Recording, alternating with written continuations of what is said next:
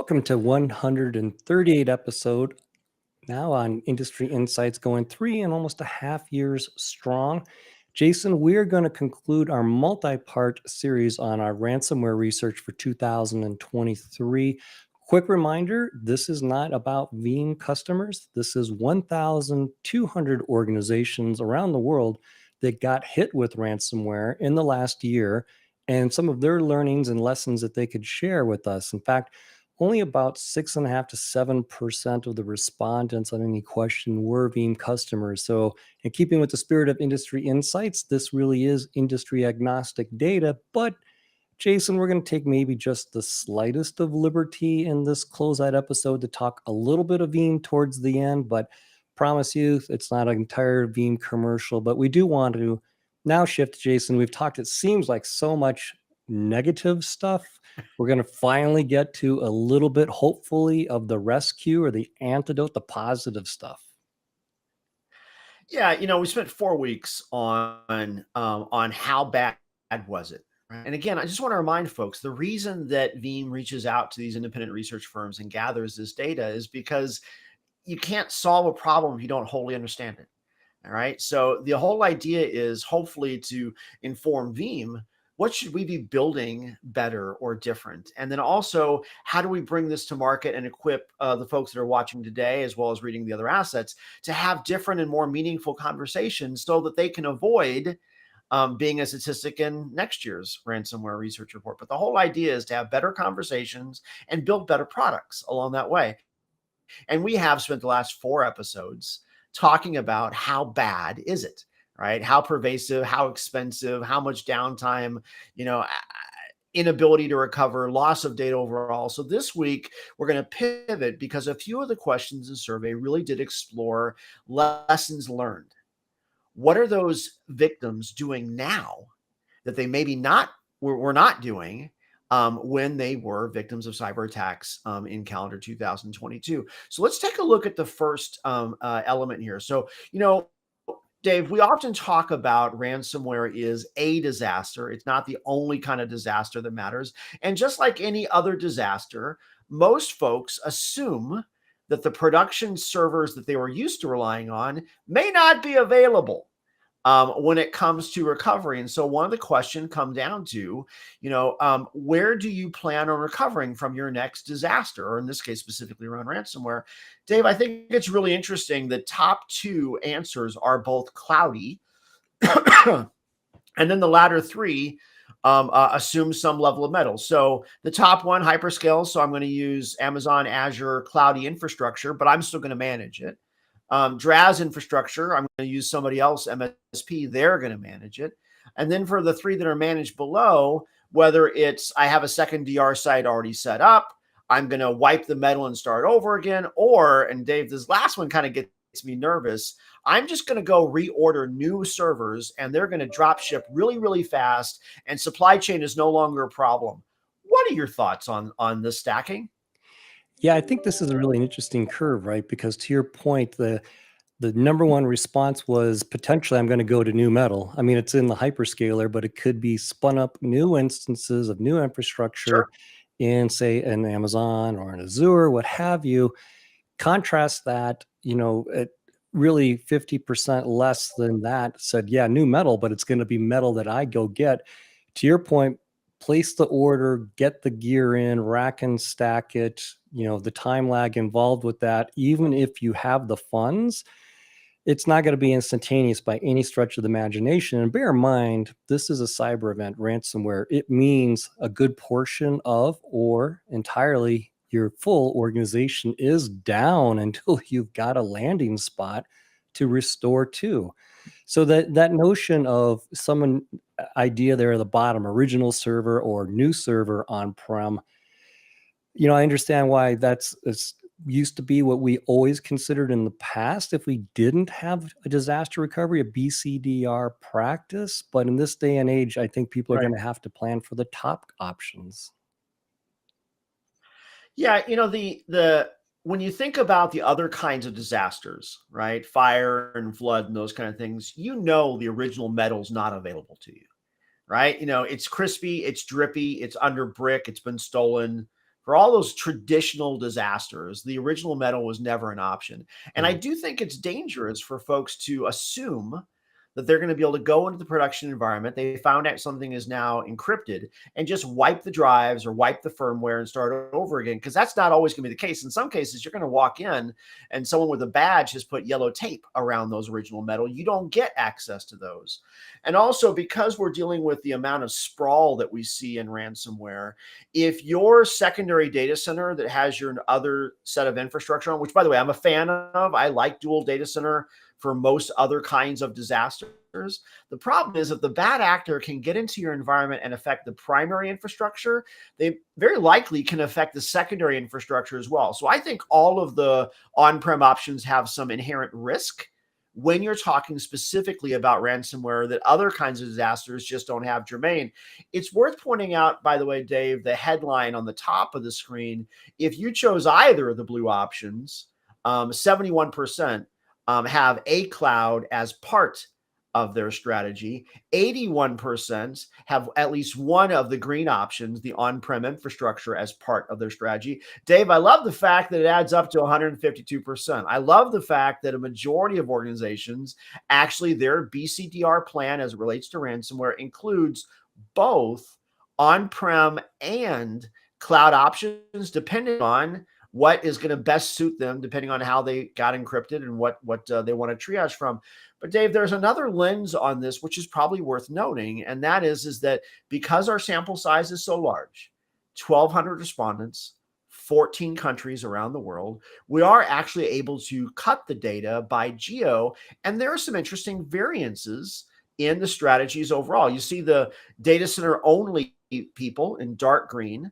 You see the cloud only plans in blue. And I love the fact that so many folks are in that beautiful teal, which means they have both options on the table. Yeah, and some of this, is interesting. I was in APJ last week with a lot of Veeam partners, so they represented about 9 different countries, I believe, in Asia Pacific, Japan. Not hugely surprising that in Japan, a little more data center oriented, meaning on-prem oriented, a little less cloud oriented, although not dramatically, but a little less than say North America and a little under Europe.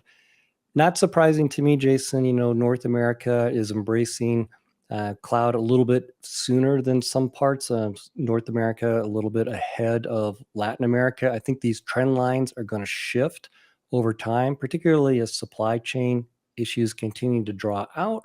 And just going back to some of our other research, year over year, the shift towards embracing cloud based recovery services has been dramatically rising year over year. Expect that trend to continue in a cyber event scenario as well. That's a very good catch. Folks should definitely want to, click on that QR code in that upper right-hand corner, download the report. We did actually look specifically at that interest and shift, and it is material where organizations really are embracing cloud more, leaning into 2023 as part of their DR plan than they did in calendar 2022. Also, we called out some of the other regions. Got to give some props to my neighbors to the south down in LATAM. The LATAM contingent, that middle teal contingent, the LATAM respondents were the region most likely to have a hybrid strategy, where that 65% shows they could recover on prem, they could recover to cloud overall. So if I had my druthers and could wave a magic wand, I love that middle tier saying they have both on-prem and cloud options available. I would love to see that at, again, 100% for everybody along the way. Cloud is not as capable for some secondary infrastructure. Budgets may not be available to others, but as much as you can get that middle hybrid flexibility there, the better. Dave, we said that, it's the last week in the series. Let's go ahead and put on our Veeam hats for just a few minutes here. As you know, hopefully the whole world knows by now, you're not, as a parent, you're not allowed to have a favorite child. But as a product person, I got to tell you, I do have a favorite product within the Veeam portfolio, and that is Orchestrator. Let's talk about that for a second. Orchestrator 6 debuted as part of the Veeam V12 release at the beginning of calendar 2023. What you're looking on that left-hand side is just a sample of a production environment. We got some ESX, we got some Windows and Linux machines that are natively being protected overall. If we click once, we can go ahead and see that, yeah, we're protecting to a second copy of that data remotely. And you can do this with straight VBR, right? Straight Veeam backup all day long. This is what people look at when they just get their data out of the building. But as you can look on that right-hand side, there's some stuff missing, right? Because if the only thing you're doing is survive, this gives you survivable data, right? And hopefully, as we talked about in last week's episode, it's immutable, so it is survivable. But Dave, let's go ahead and finish out the diagram here, because the rest of the story is to spin that stuff up. You know, I'm famous for saying, why Baz when you can Draz, right? So in this case, we're using secondary infrastructure. So this is an all VMware powered secondary site. So same premise, different data center, et cetera. And we're just going to bring it right back online again. We're going to talk more about that in a few seconds. This is the traditional East Coast protects the West Coast. LATAM protects North America. Singapore protects Australia, vice versa. You know, this is the traditional dual data center mode. One of the things that we are so excited about, we talked about the importance of a hybrid strategy. Let's go one more click, because what you're going to notice is the left side doesn't change. The right side, now we're going to go from recovering to a VMware on-premise environment to using Azure as your secondary infrastructure, and nothing else changes in the math, right? So instead of recovering the secondary infrastructure that you already own, you're just going to light it up. Right. And so those VMs are now Azure hosted VMs instead of VMware hosted VMs. But the rest of the experience stays the same. And that's what we call Cloud DR. It's unlocked as part of Orchestrator. And so, again, if the goal is to have that hybrid, I want to be able to recover on-prem, or I want to be able to recover to a cloud, Orchestrator is actually the secret sauce that unlocks that potential. Dave, what have I missed? Well, I think you nailed a bunch of the great new highlights in the solution, Veeam Recovery Orchestrator. I just would do a call out to remind people, you know, if they're not familiar with the product, it does a lot of really interesting things for you. It can automatically help build your runbooks and dynamically keep that documentation up to date. Configuration drift is the enemy of many recovery plans, many runbooks overall. The other thing I really like about it is that you can automatically build in automated test scenarios, so you can see if your service level, as expressed by recovery point and recovery time objectives, is achievable with your current infrastructure, with your current resources that you've got for all of the machines that you're protecting. And you could even go so far as to do a drill of, do I have connectivity? You know, one of the biggest things in a DR scenario is networking. Actually, moving the bits can be difficult, but the networking that facilitates where and how the bits get moved can be the thing that oftentimes gets people. So a lot to unpack there, Jason, but you know what you've just mentioned, some of the quick highlights. We're taking virtual, we're taking physical in a production environment, and we're taking it to the destination of your choice, as you mentioned, from a hybrid scenario, taking it back to on-prem of your choice, or taking it to Azure in this instance. Yeah, and I think the takeaway from the research basically is two of the lessons learned that the research showed out for as far as technologies that the victims are now leveraging in order to mitigate future and secondary attacks. One of them is orchestrated recovery, right? And along that same lines, a hybrid approach so that you can actually recover on-prem or to the cloud. The other best practice is to not reinfect the environment during the restoration job, right? So we just talked about, hey, we're going to light these servers back up. And of course, there's going to be a lot of pressure to do that as quickly as possible. What you don't want to do is reinfect the environment as part of that. Dave, this was one of the more interesting questions in the survey, was really just asking organizations, how do you ensure that you're not reinfecting the environment overall? If we go one more click into this, let's take a look at what is arguably the right answer. And then we can kind of unpack why all the wrong answers are so very wrong. Yeah. The good news is, I guess I would say, Jason, because this is, I'll call it our ransomware optimism episode as we begin to wind down. The percentage is relatively high, 44%, less than half, but it's a lot higher, meaning the right answer, than what we're used to seeing in many of our questions. Here, at Yep. least 4 out of 10 or 2 out of 5 are saying, well, we restored to a sandbox or an isolated area. We could do some forensics, we could do some scanning, whether that was automated, manual, or both, ideally both, probably using multiple different malware tools as well. So that's the good news story. But unfortunately, we get like three shades of worse, even more worse, and really more worse. Really more. I can't even say that. And it's even hard to look at the data. Yeah. So if 44% are using a sandbox, the idea being that they're not just restoring back into production where things could go rampant, but instead they're putting in a sandbox. They're checking to make sure the data is clean and then playing that forward. We're going to talk about that, at least from a Veeam angle, in just a minute. But if you're not doing that, here are 3 ways to do it incorrectly, right? So the orange one, okay, so we restored back to production and then we scanned it really fast. 2 things. One, when you restore an entire data set back into production, that takes a while. Scanning takes a while, and you're going to be under a whole lot of pressure from a whole bunch of CXOs or other titles above your pay grade. They're saying, are you done yet? Can the users get on? I just need to get to that one file. That one customer has to have that piece of information. And there you go. I have just reinfected the environment again. Dave, that's not even the worst version of this, is it? No, sadly, it's not. I mean, at 12%, we get to the next level worse, which is we're going to restore it back and keep a good eye on it. Uh, you know, Uh, it's it's just so concerning to even say that out loud, meaning at the point that you detect that something is anomalous, that something looks to be, out of whack, you've lost. You've literally reinfected the environment. You're playing catch up at that point, trying to understand just how bad the situation was. And bear in mind, Jason, when is this happening? This is happening after you're trying to get back up from the first time that you got infected.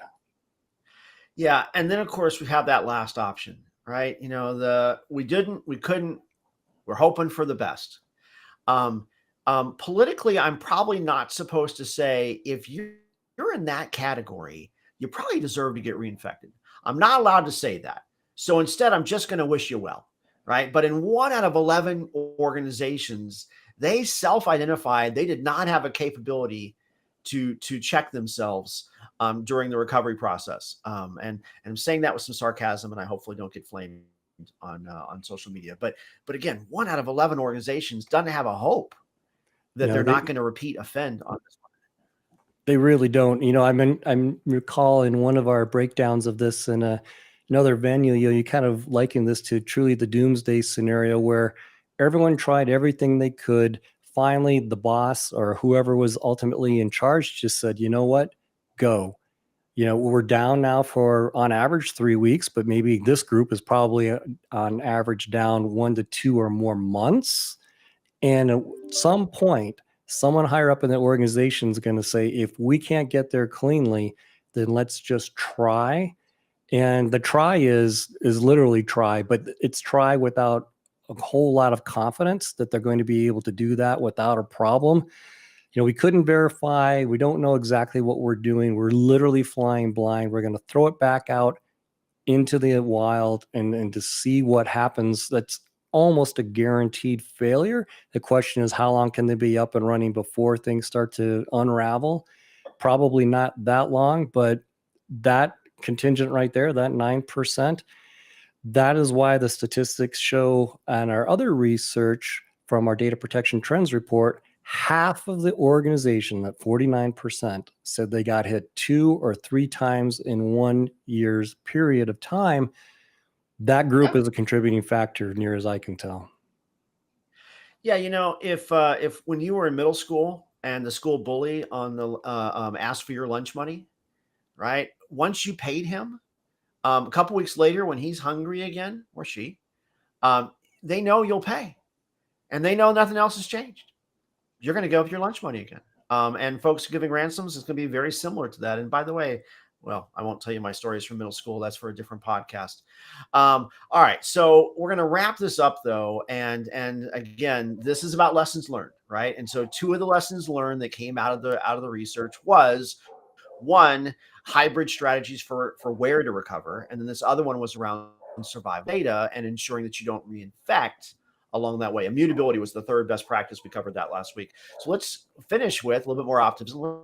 Let's talk about the answer for this. Now, this is a rather busy diagram, and I will tell you our strategy technologist, Emily Tellez, does a much better job of describing all the power that Orchestrator has than I do. But I kind of want to be Emily when I grow up, so we're going to try it on this particular slide.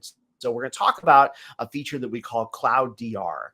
And if we go ahead and click one in, we can take a look at, we've got Orchestrator running the environment. We've got the production servers over on that left-hand side. And okay, so we know that we're going to have to do some cleaning now to get the data back into production. If we click one more notch in, we can see that what Veeam will actually do, is specifically what Orchestrator will do, is without actually restoring the data, we mount and have access to those iterations. This is actually technology that Veeam pioneered, gosh, Dave, 12, 13 years ago, and almost very early in our inception around this concept of instant restore. Well, normally, instant restore is mount it, light it up, and then move it back on the production servers. We've actually built on top of that with, now we're going to mount it and check it. So let's go ahead and add another check into this, because what we've done is, as part of that recovery stream, you can leverage your favorite malware detection technology. We've listed a couple that we have some core architecture built for.